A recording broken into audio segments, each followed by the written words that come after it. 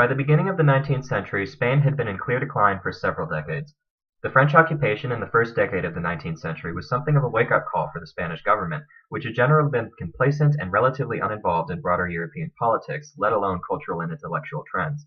The combination of the French occupation, which was codified by a relatively progressive constitution imposed on the new Spanish state by France in 1812, as well as the general spread of the ideals of the Revolution, contributed to the appearance of a significant and active liberal movement, which was naturally seen as a threat by the Spanish monarchy.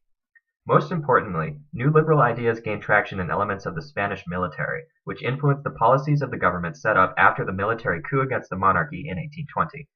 This government would in turn be overthrown by a French intervention in 1823, and this pattern, successful revolution squashed by successful counter-revolution, would repeat itself several times during the century.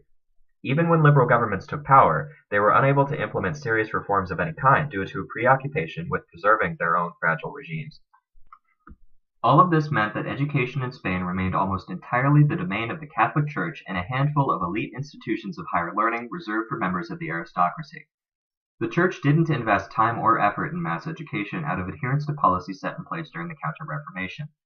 Both the Spanish Inquisition, which was only abolished in 1834, and large portions of the population of Spain believed that literacy was synonymous with heresy, and the prevalence of this belief among ordinary Spaniards was a significant obstacle for every effort at reform.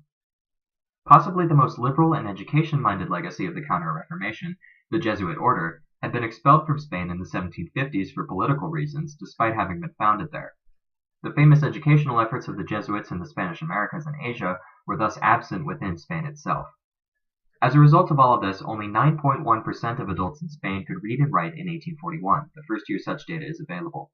Only 2.2% of Spanish women were literate, and most of these were nuns, since the Spanish aristocracy preferred not to educate its wives and daughters.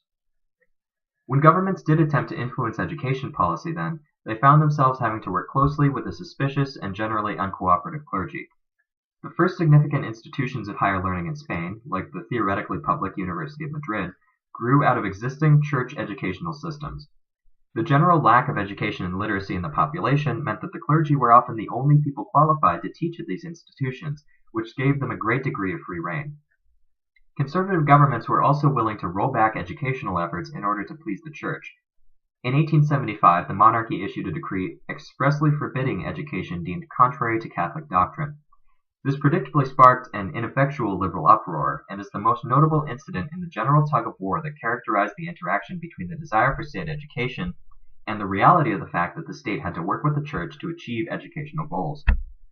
The liberal governments of the period occasionally did valiantly attempt to adopt more modern educational structures, especially with the help of French and German consultants after about 1880. But the effectiveness of these efforts were stunted until a generation of reliable lay teachers was raised. This would only be achieved with the reform efforts of the First Republic, which lasted a year, from 1873 to 1874, and the efforts of the more moderate liberals who were offered token political representation under the restored monarchy after 1875.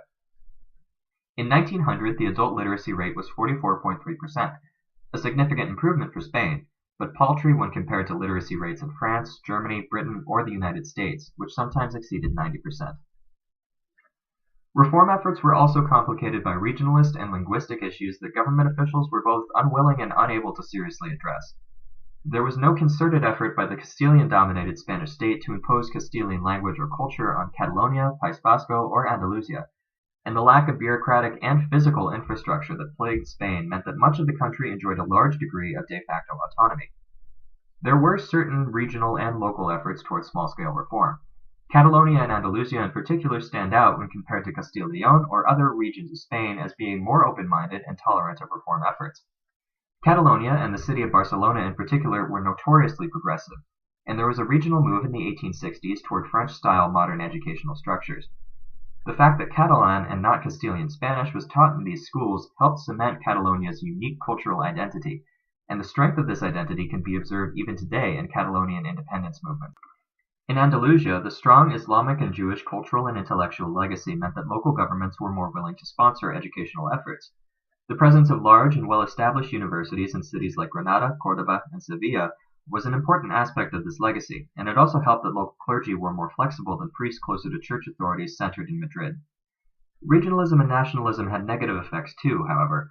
When the state slowly started to adopt modern educational systems in the last quarter of the 19th century, Basques in particular stubbornly resisted these reforms out of a resentment of the central government, a resentment that lingers even today.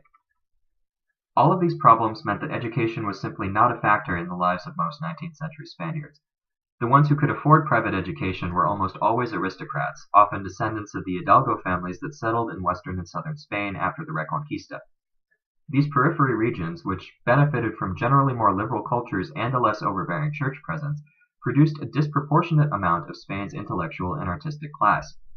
Two individuals in particular shaped Spain's contribution to contemporary literature: Juan Alvera, born in Andalusia, and Benito Pérez Galdós, born far from the Spanish metropole in the outlying Canary Islands.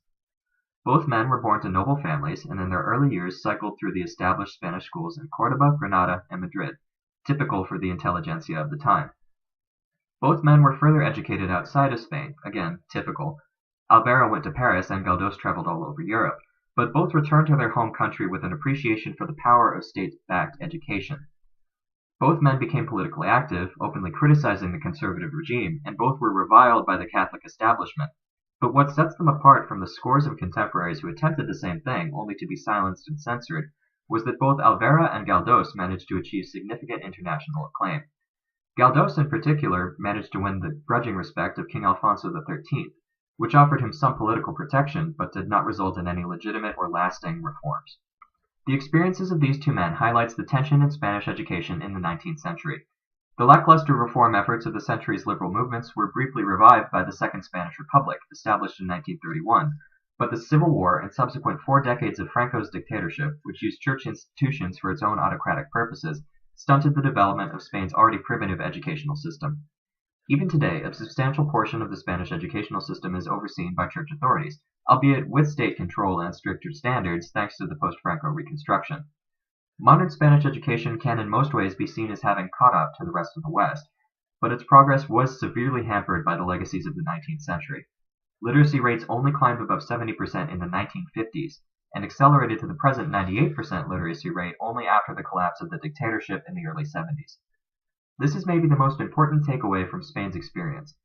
If governments do not prioritize education or provide the infrastructure necessary for effective educational systems, the effects of those decisions can linger for generations.